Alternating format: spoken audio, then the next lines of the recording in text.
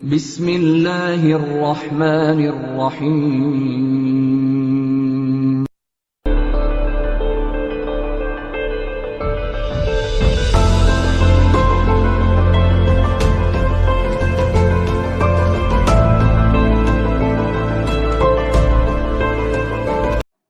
अस्सलाम वालेकुम स्टूडेंट्स, उम्मीद करता हूँ कि आप सब खैरियत से होंगे। अल्लाह ताला आप सबको अपने हिफ्ज़ व अमान में रखे। बेटा, कल के गुज़िश्ता लेक्चर में हमने वाइब्रेटरी मोशन और उससे रिलेटेड कुछ इम्पोर्टेंट टर्म्स को डिस्कस किया था। आज हम इस लेक्चर में इस बात को डिस्कस करने वाले हैं कि कोई भी वाइब्रेटिंग बॉडी अपनी वन बाय वन वाइब्रेशंस किस तरह से कंप्लीट करती है।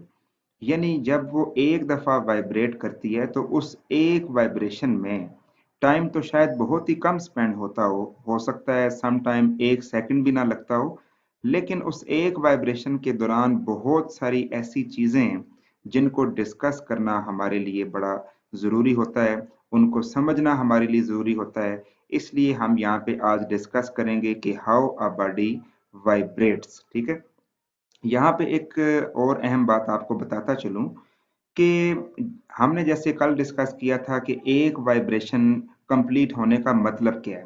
उसका मतलब यह है कि अगर आप एक बॉडी को बिल्कुल यहाँ से स्ट्रेच करके छोड़ते हैं तो वो इस एक्सट्रीम पॉइंट से यहाँ तक आती है और फिर इस एक्सट्रीम पॉइंट से वापस वहीं पे पहुंचती है जहां से उसको छोड़ा गया था।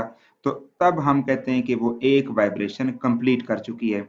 तो अगर आज हम अपनी इस एक्सप्लेनेशन में एक वाइब्रेशन को डिस्कस ठीक तरीके से थॉरोली डिटेल में अगर कर लेंगे तो इसका मतलब यह है कि हमारा टास्क कंप्लीट है, हमने वाइब्रेशन को अच्छे तरीके से समझ लिया, उसे एक्सप्लेन कर लिया।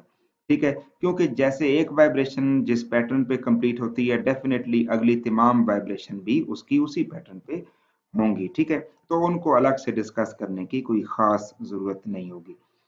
तो चलें जी, हम स्टार्ट करते हैं सबसे पहले अपनी एक्सप्लेनेशन को। तो ये हमने एक mass attach to a spring, एक सिस्टम, ये इसकी डायग्राम हमारे सामने है। इसमें आप देख सकते हैं कि एक ब्लॉक है जिसका मैस m है। हमने उसको एक स्प्रिंग के साथ अटैच किया, स्प्रिंग को दूसरे सिरे की तरफ से किसी चीज के साथ मजबूती से बांध दिया। ठीक है बेटा, इस वक्त ये जो ब्लॉक जिस पोजीशन पे आपके सामने ये पड़ा हुआ है, इस पोजीशन को हम इसकी मेन पोजीशन का नाम देंगे। ठीक है, ये उसकी मेन पोजीशन होगी। क्यों? क्योंकि यहाँ पे ये ब्लॉक अपनी इक्विलिब्रियम पोजीशन में है, यानी इस वक्त इस ब्लॉक पे लगने वाली सभी फोर्सेस का जो नेट है वो अगर कैलकुलेट किया जाए तो वो जीरो आएगा। ठीक है, तो मेन पोजीशन की एक दो मैंने आपको इलामतें बताई हुई हैं कि नंबर एक ये कि बॉडी वहां पे स्टेट ऑफ रेस्ट में हो, दूसरी चीज ये कि बॉडी उधर इक्विलिब्रियम पोजीशन पे हो, और तीसरी चीज ये है कि जब बॉडी वाइब्रेटरी मोशन कर रही होगी तो ज़ाहिर है तब तो वो रेस्ट में नहीं होगी, तो उस वक्त वो बिल्कुल उसके ट्रैक के बिल्कुल सेंटर में लाई करेगी। ठीक है, तो इसीलिए उसको मीन पोजीशन कहते हैं, और मीन का मतलब होता है सेंट्रल।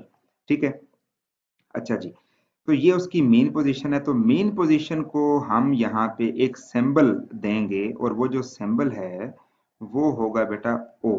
ठीक है, हम उसके इस सिंबल को ओ दे देंगे नाम। ठीक है, चलें जी, हम यहाँ पे लिख लेते हैं ओ।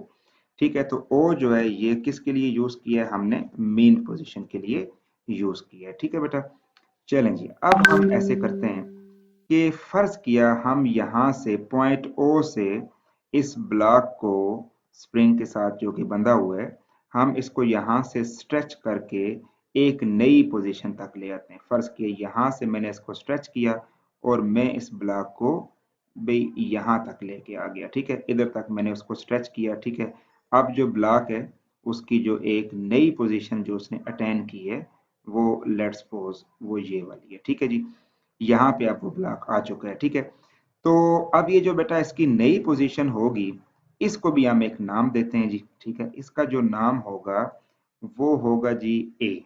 ठीक है, हम इसको नाम देते हैं ए, और ए जो है वो उसका फर्स्ट एक्सट्रीम पॉइंट होगा। ठीक है, क्योंकि आपने इसको इंतहाई जितना राइट साइड पे जितना उसको स्ट्रेच करना था वो आपने यहाँ तक किया है, आप इससे आगे उसको नहीं लेके गए तो ये उसका एक्सट्रीम पॉइंट कहलाएगा बेटा, ठीक है। तो ये हम इसको यहाँ पे एक्सट्रीम पॉइंट का नाम दे देते हैं, ठीक है। अच्छा जी, अब आपने इस ब्लॉक को यहाँ से लेके यहाँ तक ही जो स्ट्रेच किया, तो मीन से यानी पॉइंट ओ से लेके ए तक इस वक्त जो ब्लॉक का जो गैप है, जो उसका फासला है, उसको हम डिस्प्लेसमेंट बोलते हैं। और डिस्प्लेसमेंट को शो करने के लिए हम यहाँ पे यूज करेंगे एक सिंबल, ठीक है। डिस्प्लेसमेंट को शो करने के लिए भी एक सिंबल होता है जिसको हम एक्स के साथ रिप्रेजेंट करते हैं। चले मैं साथ लिख भी देता हूँ कि ये एक्स जो है वो डिस्प्लेसमेंट को शो कर रहा है, ठीक है बेटा। ये हम यहाँ पे इसको इधर से यहाँ पे लिख लेते हैं, चल ठीक है। तो ये उसका डिस्प्लेसमेंट है, वो यहाँ से लेके यहाँ तक होगा। अच्छा, हमने मीन पोजीशन को भी, डिस्प्लेसमेंट को भी देख लिया, एक्सट्रीम पोजीशन को भी देख लिया जी।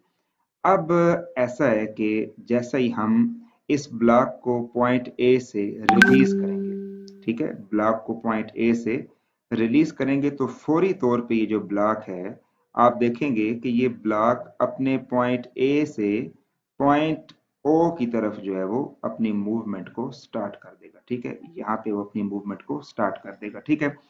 ऐसा क्यों होता है?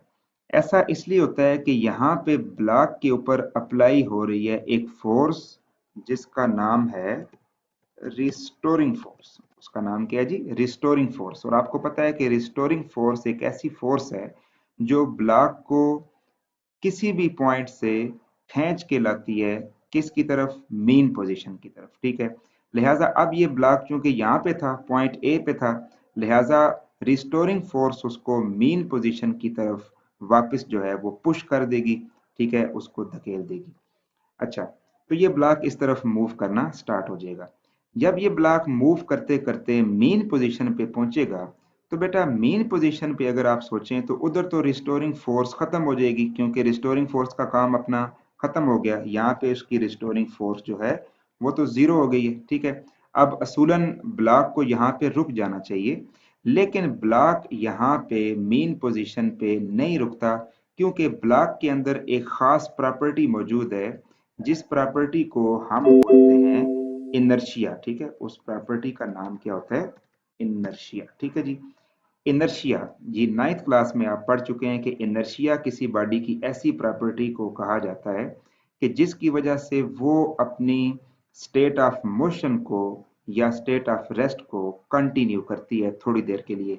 लिहाजा ये ब्लॉक क्योंकि स्टेट ऑफ मोशन में आ रहा था, तो वो पॉइंट ओ पे आके बजाय रुकने के वो अपनी स्टेट ऑफ मोशन को मेंटेन रखेगा, उसको जारी रखेगा, और अब वो यहाँ से आगे की तरफ मूव करना शुरू हो जाएगा, यानी कि मेन पोजीशन से वो आगे एक नई पोजीशन की तरफ जाना शुरू हो जाएगा, ठीक है। थोड़ी देर के बाद ये ब्लॉक यहाँ से अपनी मोशन को कंटिन्यू करते हुए यहाँ पे पहुंच, ये उसका एक नया पॉइंट आ जाएगा जी। यहाँ पे हम चले ले लेते हैं कि अब ब्लॉक थोड़ी देर के बाद इधर आ जाएगा, ठीक है। तो यहाँ पे जो इसकी नई एक्सट्रीम पोजीशन बनी है उसको हम बोलेंगे बी, ठीक है। ये उसकी पॉइंट एक्सट्रीम पोजीशन है बी। चलें जी, हम इसको भी यहाँ पे लेवल कर लेते हैं, ठीक है जी। ये हमने इधर लिख लिया, ठीक है। ये अब ब्लॉक की जो एक्सट्रीम पोजीशन है ये सेकंड आ गई। अब यहाँ पे आके जब ब्लॉक अपने इस एक्सट्रीम पोजीशन पे पहुंचेगा तो अगेन रिस्टोरिंग फोर्स फिर उस पे अप्लाई होगी, और वो किस तरफ उसको पुल करके लेके जाएगी? मीन पोजीशन की तरफ, ठीक है। तो रिस्टोरिंग फोर्स की वजह से ये ब्लॉक वापस अपनी मीन पोजीशन की तरफ बढ़ना शुरू हो जाएगा। अगेन इनर्शिया अप्लाई होगा, और इनर्शिया की वजह से वो ब्लॉक यहाँ पे रुक नहीं पाएगा, स्टे नहीं कर पाएगा, बल्कि यहाँ से आगे अपने पॉइंट ए की तरफ जो है वो मूवमेंट अपनी जारी रखेगा। पॉइंट ए पे जाके ब्लॉक थोड़ी देर के लिए स्टे करेगा, और वहां से फिर रिस्टोरिंग फोर्स उसको इधर ले आएगी।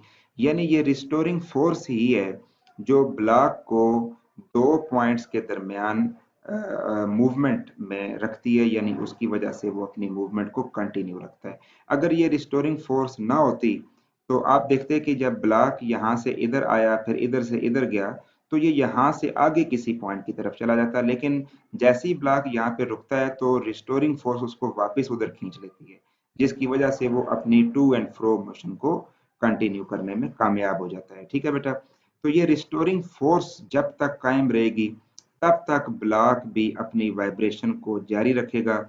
जैसे ही रिस्टोरिंग फोर्स खत्म हो जाएगी, साथ ही ब्लॉक की वाइब्रेटरी मोशन भी स्टॉप हो जाएगी, ब्लॉक रुक जाएगा और यूं उसकी एक वाइब्रेशन कंप्लीट हो जाएगी।